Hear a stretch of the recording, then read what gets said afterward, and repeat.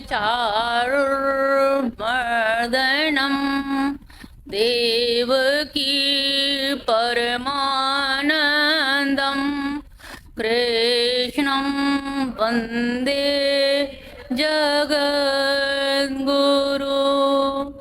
कृष्णं वन्दे जगद्गुरु कृष्णं वन्दे जगद्गुरु।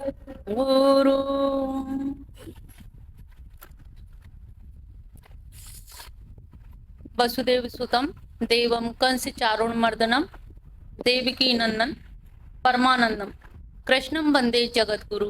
भगवान श्री कृष्ण जगत के गुरु, जिनको ब्रह्म संहिता में कहा गया है कि ईश्वर परम कृष्ण सच्चिदानंद विग्रह अनादि राधि गोविंद सर्व कारण कारणम। कृष्णोपनिषद में कहा गया है कृष्णो ब्रह्मई शाश्वतम।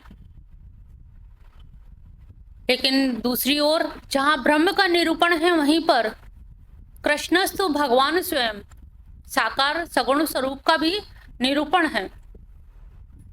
वसुदेव सुतम, इससे सगुण साकारता भी परिलक्षित हो रही है और निराकारता भी परिलक्षित हो रही है। दोनों ही स्थितियों में जब हम कृष्ण की परिभाषा देखते हैं तो कृषिर भूवाचो शब्द नश्य निवृत्ति वाचक, यानी कि कृष्ण शब्द का अर्थ केवल बंसी बजाने वाले, धेनु चराने वाले कृष्ण कन्हैया से ही नहीं है। कृष्ण का मतलब है कि आप हो। आपसे कोई कहे कि कृष्ण कहाँ है, जो प्रत्येक जीव में जो आत्मा है वो कृष्ण ही है। ओशो ने भी कहा है कि जब कोई जीव जन्म लेता है, जीवात्मा या बच्चा पैदा होता है, तो समझ लो भगवान कृष्ण ही आ रहे हैं। क्योंकि जब हम मृत्यु को कोई जीव प्राप्त होता है तो उसमें से कौन निकलता है? आत्मा ही निकलती है। और आत्मा क्या है? भगवान श्री कृष्ण। लेकिन भगवान श्री कृष्ण हमें दिखाई नहीं देते, इसीलिए उनको अनुभवजन्य कहा गया है। अनुभव होता है, लेकिन अनुभव करने की आप में सामर्थ्य हो, सत्संग किया हो, लोगों के संपर्क में साधु संग किया हो, तो आपको वो दिव्य दृष्टि प्रज्ञा चक्षु मिलेंगे और उस प्रज्ञा चक्षु से आप उनका अनुभव कर सकते हैं। ये मत सोचिए कि ये जो मूर्ति है इसी में है, वो तुम्हारे अंतस्थ, गीता में कहा है ना, हृदय तिष्ठति, वो तो आपके हृदय में विराजमान है। लेकिन हम अनुभव नहीं कर पाते, और अनुभव करने के लिए हम लोग यहाँ पर माधव मिशन में एकत्रित होते हैं कि हमारे अंदर जो सुसुप्त अवस्था में उनकी जो स्थिति है वो कैसे जागृत हो सके और उनका हम कैसे अनुभव कर सकें। अगर मनुष्य जीवन में हमने अनुभव नहीं किया तो निश्चित जाने कि हमारा ये जीवन व्यर्थ चला जाएगा। आगे अगर कोई ऐसी कुकर सुकर योनि मिलती है तो हमारी वो सामर्थ्य भी नहीं रहेगी। तो अगर हम जीव मनुष्य अपनी सामर्थ्य को जान ले और ये समझ ले कि अगर हमने इस जन्म में उनको पा लिया, उनके दर्शन कर लिए, उनका अनुभव कर लिया, उनकी अनुभूति कर ली, और अनुभूति के अनेक अनेक साधन दिए गए हैं कि अगर उन साधनों को किया जाए तो साध्य की भी प्राप्ति संभव हो सकती है, उनका अनुभव हो सकता है। हालांकि कहा जाता है कि अनुभवातीत है, लेकिन वो अनुभवातीत भक्ति मार्ग के माध्यम से सहज ही हृदय में आविष्ट हो जाते हैं। कहा जाता है कि औपनिषदीय चिंतन काल में ऋषि मुनियों के हृदय में, जो शुष्क हृदय में भगवान श्री कृष्ण जो ध्याता ध्यान देह की त्रिपुटी से परे, जो दर्शन करना जिनके लिए शंकर भगवान के लिए भी कठिन होता था, वो उनके शुष्क हृदय से फिसल कर सरक कर गोपियों के स्निग्ध हृदय में आ गए, समाविष्ट हो गए। और इसीलिए ये सहज मार्ग, भक्ति मार्ग बतलाया गया है कि सब प्राणी जाति के लिए, नारी जाति के लिए और चारों वर्गों के लिए उनका विधान किया गया है कि हम भक्ति के माध्यम से उनको प्राप्त कर सकते हैं। अब प्रश्न ये उठता है, भगवान श्री कृष्ण का जो अवतार धारण किया और अवतार के लिए कंस का वध किया, आताताइयों का वध किया, धर्म की स्थापना की, जो कंस चारण मर्दन हम जो कहते हैं, तो ये कंस है क्या? अब आप कहोगे हमें तो कंस मारना नहीं है। यहाँ पर कंस की परिभाषा है, कंस शब्द कम धातु से बना है। कम माने वासनाएं, कामनाएं, इच्छाएं। आप लोग यहाँ आते हो, भगवान के पास बहुत सारी कामनाएं सुनाते हो, भगवान ये कर देना, ये कर देना, बेटी का ब्याह, बेटा का ब्याह, नौकरी, फिर हम आप ही के हो जाएंगे। फिर किसने देखा है? फिर तो फ्री है। क्या तुम्हारे घुटने, तुम्हारे शरीर, तुम्हारी आंखें इस लायक रह जाएंगी? तो हमारी जो कामनाएं हैं, जो वांछाएं हैं, अभिलाषाएं हैं, वो कभी जीते जी तक पूरी नहीं हो पाती। लेकिन सत्संग के माध्यम से जब गुरु का सानिध्य मिलता है तो हमें विराम लगाने आ जाता है। जब गुरु मना कर देते नहीं, अब तुम्हें कोई इच्छा नहीं करनी, आत्म कल्याण करो। भगवान के पास हम कहते हैं यहाँ जो भी आता है, यहाँ कोई इच्छा लेकर के मत आओ, बस एक इच्छा लेकर के आओ कि भगवान तुम मिल जाओ। कृष्ण से कृष्ण मांगोगी तो कृष्ण मिल जाएंगे, कृष्ण से और कुछ मांगोगी तो नहीं मिलेगा। लेकिन तुम्हारे जो प्रारब्ध में वो मिलेगा। लेकिन ये सोचो कि हम भक्ति केवल सशर्त करेंगे कि भगवान हमारी इच्छा पूरी कर दो, तो संभव नहीं है, क्योंकि वो जीव का कल्याण चाहते हैं। आपकी इच्छाएं पूरी होती जाएंगी, आप उलझते जाओगे, और भगवान क्या करते हैं? अपनों को उससे उद्धार करते हैं, जंजाल से, प्रपंचात्मक जगत से, माया मोह से बाहर निकालते हैं। तो जो कंस है, जो कम यानी कि वांछाएं हैं, इन इच्छाओं को हमें विराम लगाना पड़ेगा, क्योंकि इन इच्छाओं का कोई अंत नहीं है। हम फिर पुनरपि जन्म, फिर दोबारा कर्म करेंगे, उसका फल भोगना पड़ेगा। अच्छे कर्म का अच्छा फल, अच्छी योनि में जन्म, बड़े घर में मिल जाएगा, रईस परिवार में मिल जाएगा। बुरे करेंगे तो गरीब परिवार में मिल जाएगा, भीख मांगने लगेंगे। तो ये अच्छे और बुरे कर्म का फल मिलेगा। लेकिन जब भक्ति करते हैं तो भक्ति में आपको सीधे सीधे भगवान कृष्ण की अनुभूति होती है। दूसरा उन्होंने कहा चारुण मर्दन। तो चारुण कौन है? चारुण का क्या मर्दन करें? चारुण शब्द जो है चण धातु से बना है। चण का मतलब होता है चबड़ चबड़, हम लोग जो ध्वनि करते हैं ना, चण माने ध्वनि करना, आवाज करना। पूरा दिन प्रातः आप सो के उठती हो, कितनी बार ध्वनि करती हो, कितनी बार बोलती हो, ये नहीं करो, वो नहीं करो, फोन पे बोलना, आना जा, आपका पूरा व्यवहार जगत वाणी से ही चल रहा है, शब्दों से ही चल रहा है। अगर इन्हीं शब्दों से आप शत्रु भी बना लेती हैं और मित्र भी बना लेते हैं। शब्दों का, ध्वनि का हमारे जीवन में बहुत बड़ा महत्व है। और ध्वनि की तो आप देखिए, मीठी वाणी बोलो तो पराये भी अपने हो जाते हैं। और तो और देखिए, सर्प बीन की आवाज सुन के नाचने लगता है, बीन की आवाज पे, और वैसे फुसकार मारता है। और यही बात आदमी की है। अगर आप स्वर मधुर बोलोगे तो सब अपने हैं, अगर कटु बोलोगे तो घर के भी अपने नहीं है, पराये की तो क्या कहें। तो स्वर में कैसे मधुरता आए, चण हम कैसे शब्दों में मधुरता को कैसे स्वर फूके, जिससे हमारा जीवन मित्रवत, समाज हमारा जो है भ्रातृत्व की भावना, एक वसुधैव कुटुंबकम की भावना सुदृढ़ हो। इसके लिए यहाँ पर भगवान ने ध्वनि पर बहुत जोर दिया है। और ध्वनि का साक्षात प्रमाण आप देखिए कि भगवान कृष्ण ने जो बांसुरी बजाई, तो उसमें भी तो स्वर ही था, और उस स्वर के माध्यम से हर गोपी का नाम लिया, क्लीम शब्द कहा, लेकिन क्लीम बीज मंत्र के द्वारा पूरे के पूरा गोपियों के अलग अलग नाम निश्रित हुए और दौड़ करके चली आई। तो स्वर का, ध्वनि का हमारे जीवन में बहुत बड़ा महत्व है। अगर हम छोटी छोटी ये 2 पॉइंट को भी पकड़ लें अपने जीवन में, कि कामना को एक कामना रखें। जैसे आप लोग कहीं उपवन में या वाटिका में जाते हो, कि हम केवल वाटिका में जाएंगे, लेकिन वहां जो फूल खिले हुए उनकी महक स्वतः आएगी ना। ऐसे ही जब आप भगवान की शरण में आते हो तो आप कोई कामना लेकर के मत आओ, लेकिन उनकी शरण में जाने से अपने आप ही सारी कामनाएं पूरी हो जाती हैं। लेकिन कामना पूर्ण करने के अभिलाषा से आओगे तो वो स्वार्थ परक हो जाएगा। तो हम निस्वार्थ भाव से भगवान श्री कृष्ण की शरण में जाने का प्रयास करें और अपनी कामनाओं को भगवान में समेट करके। भक्ति में भी कहा गया है कि जितनी भी कामनाएं, सबकी जितने भी संबंध हैं, जितने भी प्रेम है दुनिया में, हमने जिन जिन को प्रेम बांट रखे, उन सारे प्रेमों को एक गठरी में बांध के भगवान की शरण में डाल दें, तो निश्चित जानिए आपकी अनन्य भक्ति हो जाएगी। भक्ति के लिए हमें कोई बहुत प्रयास नहीं करने, बहुत सरल मार्ग है। तो इसी तरह से हम अपनी वाणी पर अगर ध्यान दें तो हमारी वाणी भी इस जगत में हमें गोलोक धाम की सी स्वर्गलोक की अनुभूति करा सकते हैं, और वाणी ही है जो आपके घर को भी नरक बना देती है। तो चारण यानी कि ध्वनि पे हमें ध्यान देना है, और वाणी हमारी अच्छी रहे, और वांछाओं पर यानी कि कामनाएं इतनी अनंत ना रखें कि भगवान को ही भूल जाएं और कामनाओं को ही पूर्ण करने में लगे रहें। यहाँ पर एक प्रश्न ये भी आता है कि भगवान वैदिक काल में हमारे धर्म तो था ही, वैदिक धर्म था, तो और भगवान की जो उत्पत्ति हुई धर्म स्थापना के लिए, तो ऐसा कौन सा धर्म स्थापित किया जो धर्म वैदिक काल में नहीं था। दरअसल वैदिक काल में जो धर्म था वो कर्मकांडीय धर्म था, जिसे हम प्रवृत्ति मार्गी धर्म कहते हैं। लेकिन प्रवृत्ति मार्गी कर्मकांडीय अश्वमेध यज्ञ आप लोग तो नहीं कर सकते हो, तो क्या हम कभी कर ही नहीं सकते?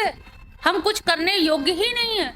तो इस प्रकार से जो बड़े बड़े यज्ञों का अनुष्ठान था, उन अनुष्ठानों के कारण जो गरीब जनता थी वो त्राही त्राही कर रही थी, और ये एक समस्या आ रही थी कि आखिर हम धर्म का कैसे अनुपालन करें।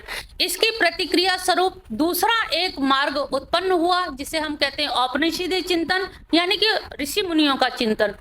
ऋषि मुनियों ने क्या किया कि कर्म कांड से बिल्कुल विपरीत धारा यानी कि निवृत्ति मार्ग, जो अभी तक नितांत कर्मकांड था, उस नितांत कर्मकांड के विरोध स्वरूप एक निवृत्ति मार्ग उत्पन्न हुआ।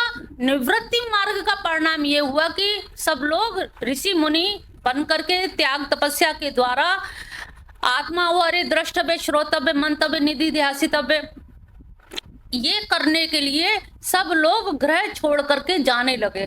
जब घर छोड़ के जाने लगे, जंगल में ज्ञान चला गया, और ज्ञान में भी कहीं ना कहीं अन्य नारी जाति का, वैश्य का, शूद्र का अधिकार नहीं था। तो ये दोनों मार्ग हम लोगों से वंचित हो गए। ना तो हम यज्ञ अनुष्ठान कर सकते थे और ना ही हम ज्ञान के अधिकारिणी हो पा रहे थे, क्योंकि वो जंगल में चले गए। और ये एकदम कर्मकांड, इतना पैसा नहीं कि हम अश्वमेध करें। तो दोनों मार्ग यानी कि कर्मकांड और ज्ञान कांड, ये दोनों ही हमारे लिए अयोग्य सिद्ध होने लगे। तो पहले मार्ग को कहते हैं प्रवृत्ति मार्ग, दूसरे को कहते हैं निवृत्ति मार्ग। प्रवृत्ति माने लगना किसी काम में, जुटना, जुट के करना। निवृत्ति माने छोड़ के बैठ जाना कि हम तो बस ध्यान करेंगे। ध्यान करने के लिए काम छोड़ना पड़ेगा, और काम करने के लिए ध्यान छोड़ना पड़ेगा। तो दोनों एकांगी हुए, और एकांगी में क्या होता है, एक पंख से पक्षी उड़ सकता है, दोनों पंख चाहिए ना। तो दोनों तरफ के पंख के लिए ये हुआ कि काम भी थोड़ा हो और ज्ञान भी थोड़ा हो।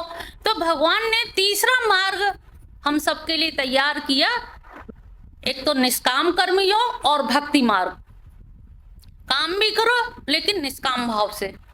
तुम यहाँ पर आओ, भगवान का भजन कीर्तन नृत्य गायन वादन सब करो, लेकिन भगवान को प्रसन्न करने के लिए, अपनी प्रतिष्ठा के लिए नहीं कि हम अच्छा गा लेते हैं, हम अच्छा कर लेते हैं नृत्य, हमें भगवान को रिझाने के लिए करेंगे। जैसे मीरा ने नृत्य किया, किसके लिए, गिरधर के लिए किया। तो हम भी जो नृत्य करें वो गिरधर के लिए करें, कन्हैया को प्रसन्न करने के लिए करें। स्वर जो फूकें, जो भजन गाएं, वो भी इनको प्रसन्न करने के लिए गाएं। जब ये उद्देश्य होगा तो उद्देश्य क्या, गायन उद्देश्य नहीं, रिझाना उद्देश्य है, उनको प्रसन्न करना उद्देश्य है। जब उद्देश्य वो हो गया, उद्देश्य माने साध्य, लक्ष्य, जब वो हमारी मंजिल है तो हमारी सीढ़ियां भी आराम से हो जाएंगी, चलते चले जाएंगे। जब छत पे दृष्टि है तो हमें दृष्टि वहां पर है, तो फिर सीढ़ियों का झंझावात, परेशानी, थकान हमें अनुभव नहीं होती। तो जो लोग भगवान की भक्ति में गाते हैं, उनकी भक्ति में नृत्य करते हैं, तो ना उन्हें थकान होती है, ना परिश्रांत होते हैं, और वो अनवरत नृत्य गायन वादन, उस मस्ती का आलाप, अनोखा ही उनका रंग ढंग अलग ही, वो मीराबाई ही जैसी छटाई आ जाती है। मेरे तो गुरधर गोपाल दूसरों ना कोई। जब ये भाव आ जाता है कि दूसरों ना कोई, तो तुम जो गुनगुनाओगी, रसोई में भी गुनगुना रही हो, चलते फिरते भी गुनगुना रही हो, चलना भी तुम्हारी परिक्रमा ब्रज की बन जाती है, गुनगुना भी तुम्हारे गुनगुनाते गुनगुनाते जो भी है वो भी भजन कीर्तन बन जाता है। तो ये हमें अपने जीवन में उतारना है, और जब जीवन में उतार लेंगे तो आपको ना तो साधना करने जंगल जाना है, ना कहीं भटकना है, ना किसी गुरु के पास साधु संतों की कुटिया में जाके हमें उनकी सेवा शुश्रूषा या पाय पलटना है। हमें केवल जहाँ भगवान के ध्यान में जब रहेंगे, उनके लिए गाएंगे, उनके लिए करेंगे, तो हमारी स्वर, हमारी ध्वनि भी वेणुनाद बन जाएगी, हमारा नृत्य भी संकीर्तन बन जाएगा। तो यही भाव हमें अंदर से लाना होगा। नृत्य क्या है? बाहर से नहीं आता, नृत्य अंदर से आता है, अंदर से उछाल मारता है। और जब उछाल मारता है तो उछाल मारना ही वो आनंद है, जिसे हम कह रहे हैं ना, कृषिर भूवाचो शब्द णच निवृत्तिवाचक।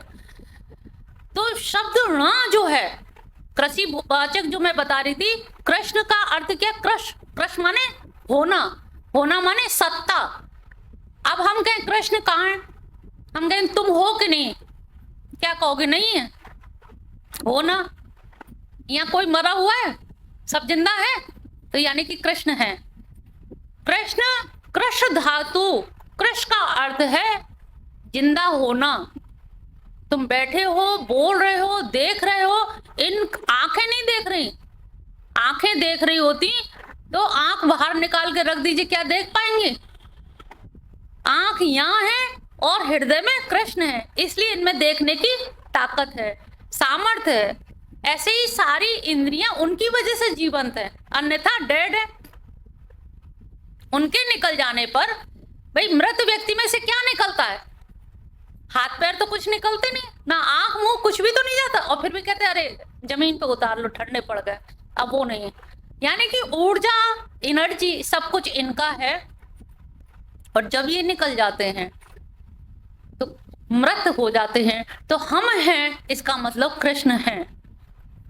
णा शब्द जो कृष्ण हो गया, कृष्ण का णा लास्ट में ना, कृष्ण, कृष्ण है आनंद का बोधक। आनंद यानी कि जो कृष्ण भक्त होते हैं वो हमेशा उछाल मारते रहते हैं, वो कभी शांत नहीं बैठते, उनके पैर थिरकते रहते हैं, उनके अंग अंग प्रत्यंग थिरकते रहते हैं, क्योंकि कृष्ण का अर्थ ये आनंद, और आनंद हमेशा ऊपर उछलता है। नृत्य करते हो तो तुम लोग ऐसे करते हो ना, कोई ऐसे नृत्य करता है नीचे हाथ कर गए? नीचे हो ही नहीं सकता। नीचे का मतलब अधोगामी और ऊपर ऊर्ध्वगामी, यानी कि उन्नति, ऊपर जा रहे तो उन्नति के लिए जा रहे हो, ऊर्ध्वगामी था। तो आनंद का मतलब ये, हम ऐसे करके नाचते हैं, ऐसे करके कोई नहीं नाचता। तो नीचे जाना गम है, विषाद है, ऊपर जाना आनंद है। तो भगवान के भक्त इसीलिए उछलते हैं, जमीन में उछल उछल के जो नाचते हैं, ये कृष्ण भक्ति का लक्ष्य है, आनंद है। और आनंद द्योतित होता है, परिलक्षित होता है। तो कृष्ण भक्ति योग का उन्होंने प्रतिपादन किया कि ज्ञान मार्ग भी एक पक्षी है, कर्म कांड भी एक पक्षी है, इसीलिए दोनों मार्गों के बीच से उन्होंने निष्काम कर्म योग, क्योंकि बिना कर्म के तो रह नहीं सकते। ना ही कश्चित क्षणमपि जातुम अतिष्ठ, कोई भी व्यक्ति एक क्षण भी बिना काम करे बिना तो रह नहीं सकता। आप कहोगे हम तो चुपचाप बैठे, लेकिन सांस तो ले रही हो, पलक तो झपक रही हो, गर्दन हिल रही है। तो कर्म करे बिना एक क्षण भी जीव नहीं रह सकता, इसलिए उन्होंने निष्काम कर्म योग का प्रतिपादन कर दिया। लोग कहेंगे हम बिना कर्म करे कैसे, सांस रुक जाएगी, सब हो। उन्होंने कर्म करो लेकिन निष्काम भाव से। अब जब तुम सांस लेती हो तो ध्यान रहता है उधर, लेकिन ले रही हो, लिए चली जा रही हो, लिए चली जा, जब से पैदा हो लिए चले जा रहे हो। इसमें क्या है, तुम्हारी स्वार्थ नहीं है, आ रही सांस, जा रही सांस अपने आप। तो ये इनका नियंता श्वासों का कौन है? भगवान श्री कृष्ण। तो उनकी जो भगवत्ता है, उसी के कारण से हम लोग श्वास प्रश्वास जो भी कर रहे हैं, इसीलिए उन्होंने मध्यम मार्ग को स्थापित किया कि वैदिक काल में धर्म था लेकिन हमारे लिए उपयोगी नहीं था, औपनिषदीय चिंतन में ज्ञान था लेकिन हमारे लिए सार्थक नहीं था। इसलिए भगवान कृष्ण ने गीता की आवश्यकता इसलिए समझी कि धर्म की स्थापना ऐसा धर्म किया। पहले जो धर्म था वो यज्ञ, अपनी कामना, स्वर्ग काम हो यजत, स्वर्ग चाहिए तो यज्ञ करो। अब महाभारत काल में या द्वापर युग में समस्या थी। देखिए त्रेता में सीता जी का हरण हो गया, नारी का हरण हुआ, लेकिन द्वापर युग में नारी का हरण तो नहीं हुआ, लेकिन नारी के चीर का हरण हो गया। चीर हरण हुआ और ऐसा हुआ कि वो परंपरा अभी भी कहीं ना कहीं दिखाई दे जाती है समाज में। उसका कहीं ना कहीं थोड़ा कण गाये बगाए जो सारी समस्याएं हमें दिखाई देती हैं, कभी कोई खबर मिल जाती, कभी कोई, तो नारी तब भी अपमानित हो रही थी और आज भी अपमानित हो रही है। वैदिक काल में कोई नारी धर्म नहीं था कि ये नारी धर्म है और इस धर्म के तहत नारी का सम्मान होगा। भरी सभा में द्रौपदी पूछती है, क्या मैं 5 पतियों के द्वारा हारी गई हूं? जो हारे हुए हैं पति, क्या हारा हुआ व्यक्ति बाजी लगा सकता है? जो पहले हार गया तो उसका अधिकार तो स्वतः खत्म हो गया। तो वो प्रश्न करती है भरी सभा में, जहां बड़े बड़े धर्मवेत्ता, धर्मराज कहे जाने वाले युधिष्ठिर तक जवाब नहीं दे पाते। भीष्म पितामह, द्रोणाचार्य, गुरु आचार्य कहे जाने वाले वो भी उत्तर नहीं दे पाते। ये उस समय की समस्या थी जिसका उत्तर भगवान श्री कृष्ण ने नारी धर्म, वर्ण धर्म, सारे धर्मों की स्थापना की और बताया कि सर्वभूत हिते रता। वैदिक काल में जो धर्म किया जाता था, स्वर्ग कामो यजेत, यानी स्वर्ग किसे मिले? मुझे मिले। और यहाँ पर गीता में धर्म क्या बताया? सर्वभूत हिते रता। ऐसा काम करो जिससे यहाँ जितने लोग बैठे हैं, पूरा समाज, पूरा राष्ट्र, सबका कल्याण हो। और कल्याण के लिए कहा कि अगर 5 लोगों का कल्याण हो रहा है और तुम्हारा अहित हो रहा है तो अपना अहित हो जाने दो, लेकिन 5 का हित हो रहा है ना, तो बहुजन हिताय, यानी कि एक का त्याग करके अगर बहुतों का हित हो रहा है तो बहुतों का हित होने दो। कुटुंब का अगर त्याग करना पड़े जाति के लिए तो कर दीजिए, जाति का त्याग करना पड़े या अपने समाज के लिए तो कर दीजिए, समाज का त्याग करना पड़े अगर अपने नगर और शहर के लिए तो कर दीजिए, शहर के त्याग करना पड़े यदि राष्ट्र के लिए तो कर दीजिए। यानी कि छोटे का अगर त्याग बहुत ज्यादा लोगों के कल्याण के लिए हो रहा है तो आप कर दीजिए। इसलिए यहाँ पर धर्म की नई परिभाषा दी जो हमारे वैदिक काल में नहीं थी, और इसीलिए यहाँ पर धर्म की स्थापना करने के लिए गीता में सबसे बड़ी जो उन्होंने आश्वासन दिया कि असोच्यान सोचस्तव, कि जो इसका बीज मंत्र कहा जाता है कि सबसे बड़ी बात है कि जो तू सोच कर रहा है उनके लिए तू शोक मत कर। अब इस चीज को आप अपने ऊपर भी उतार लीजिए। हम हर चीज के लिए शोक करते रहते, घर में ये नहीं हुआ, ऐसा नहीं हुआ, बच्चा कुछ बन नहीं पाया, हम शोक करते रहते हैं। वो कह रहे हैं कि जिसके लिए शोक नहीं करना चाहिए उसके लिए, क्योंकि बच्चा राजा बनेगा कि रंक बनेगा वो लिखवा के लाया है, प्रारब्ध वो लिखवा के लाया है, जन्म से रेखाएं संग लाया है। अब उसमें आप अपना सारा कुछ तन मन धन व्यर्थ गंवा देते हो कि ये पता नहीं क्या बनेगा। तो उन्होंने सबसे पहले एक बीज मंत्र, जैसे होता है ना बिल्कुल बीज जड़, कि असोच्यान सोचस्त, तुम जो सोच कर रहे हो या जो सोच असोच, जिनके लिए शोक नहीं करना चाहिए उनके लिए तू शोक करने योग्य नहीं है। अब आपने कह तो दिया, फिर वो कह रहे मां सोच, तू इसके लिए शोक मत कर, शंका मत कर, सोच मत, चिंता मत कर।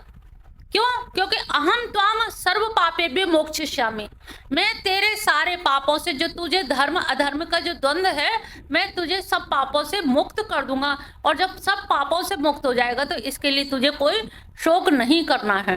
तो ये उसका मेन कारण है कि ऐसा हमें कोई भी वेद उपनिषद में चीज नहीं मिली कि मां सुच, कि शोक मत कर, शोक मत कर। और अहम, मैं, यहां पर सीधे सीधे कर्ता यानी कि वक्ता, जब वक्ता का सामना हो जाता है तो हमें विश्वास हो जाता है, अरे हमारे सामने वचन दिया है तो कुछ तो निभाएंगे। अभी तक हम क्या करते थे? वेद पढ़ते थे तो उसमें क्या था? अधिकारी देखा जाता था, तुम पढ़ने लायक सुनने लायक हो भी कि नहीं, श्रवण की पात्रता देखी जाती थी। उपनिषद में चिंतन की यानी कि ज्ञान की प्रधानता थी। गीता एक पहला ऐसा ग्रंथ है जिसमें वक्ता की प्रधानता है। भगवान कृष्ण ने जो जो कहा अर्जुन से सामने सामने कहा। जब सामने कोई बात कहता है, तुम लोग बैठे हो, हम कहते हैं शोक मत करना, हम हैं, हम सब कर देंगे। उन्होंने कहा इससे अच्छा क्या, यही तो आदमी चाहता है, निश्चिंतता चाहता है। आप जीवन में क्या चाहते हो? निश्चिंतता, सिक्योरिटी। कोई हमसे कह दे कि ये सब हम करा देंगे, तुम चिंता मत करो, बस निश्चिंत हो गए। भाई ये कहने वाला कोई हो, भले ही कहने वाला ईश्वर, करने वाले ईश्वर है, लेकिन ये कह देना भी बहुत बड़ी बात है। तो यहाँ पे गीता में या तो साक्षात ईश्वर कह रहे हैं, साक्षात भगवान कह रहे हैं कि माँ सुच, तू शोक मत कर। क्यों ना करें? क्योंकि मैं तेरे सभी पाप, जिन्हें तू पाप पुण्य कह रहा है, उन सारे पाप पुण्यों को मैं समाप्त कर दूंगा। अहम त्वाम सर्व पापेभ्यो, जो पाप है ना, अगर तुझे लग रहा हो गए, मोक्षयिष्यामि, भविष्य काल में सबसे मुक्त कर दूंगा। ये सुन के तो अच्छों को भी आश्वासन लगेगा। इसीलिए गीता हमारे यहाँ बहुत प्रासंगिक हुई, और इतनी अधिक प्रासंगिक हुई कि आज विषाद और तनाव की स्थिति में, क्योंकि आज भी वही परिस्थितियां हैं जो गीता के समय में थी। उस समय भी जमीन के बंटवारे को लेकर के द्वंद्व हुआ, महाभारत। और आज भी कौन सा ऐसा घर है जो छोटी मोटी बात द्वंद्व, जमीन के बंटवारे को लेके, हिस्सा बांट को लेकर के ना हो रही हो। प्रश्न था जमीन के बंटवारे का, तो आज भी वो बंटवारे की समस्या बनी हुई है। प्रश्न था नारी की अस्मिता का, तो आज भी नारी का मान सम्मान पे प्रश्न चिन्ह लगा हुआ है। प्रश्न था रक्त संबंधियों का, तो आज भी रक्त संबंध रिस रहे हैं, सरक रहे हैं। प्रश्न था भाई भाई का, तो आज भी भाई भाई के मध्य मन मुटाव हो रहा है। प्रश्न था अपनों का, तो कोई भी आज अपना नजर नहीं आता। तो वही परिस्थितियां तब थी, तब तो भगवान कृष्ण ने सारथी बनकर, सारथित्व संभाल कर अर्जुन को संभाल लिया। लेकिन अब उनकी अनुपस्थिति में, क्योंकि साकार रूप में सामने नहीं है, तो आज उनका वाणी, जिन्होंने कहा कृष्णस्तु भगवान स्वयं, उनकी जो वाणी है, ये गीता हमारे सबके समक्ष है। इस गीता का एक एक शब्द हम सबके जीवन में उतारने योग्य है। तो आज ये गीता हमारे लिए जीवनोपयोगी, अत्यंत प्रासंगिक, अत्यंत समीचीन है कि हम कृष्ण से सीधे सीधे तो उत्तर नहीं पा सकते, लेकिन गीता के एक एक शब्द में हमारे घर की सारी समस्याएं, मन की समस्त समस्याएं, अपनों की, रिश्तेदारों की समस्याएं, पारिवारिक समस्याएं, सबका सुलझाव इस गीता में मिल जाता है। अगर आप लोग ध्यान से सुनोगे तो निश्चित जानोगी शायद ये गीता हमारे लिए कही जा रही है। हर व्यक्ति को लगेगा ये तो मेरा अपना दर्द है, ये तो मेरी अपनी मुश्किलें हैं, मेरे अपने परेशानियां हैं, गीता में कैसे दे दिया? क्योंकि मनोविज्ञान से भरपूर गीता और इसके वक्ता भगवान श्री कृष्ण एक मनोवैज्ञानिक डॉक्टर ही थे, मनोचिकित्सक थे, जिन्होंने उन बातों को उकेरा है, उन चीजों को उकेरा है जिन चीजों से हम सब लोग व्यथित रहते हैं। और आज हर मानव विषाद की घड़ियों से गुजर रहा है। हर व्यक्ति मन में एक टीस लेकर के घूम रहा है। अपनों से जो टीस है, गैरों से जो टीस है, वो ना तो किसी के आगे खुल के बता पाता है, ना रो पाता है, ना कह पाता है, और एक घुटन भरी जिंदगी जी रहा है।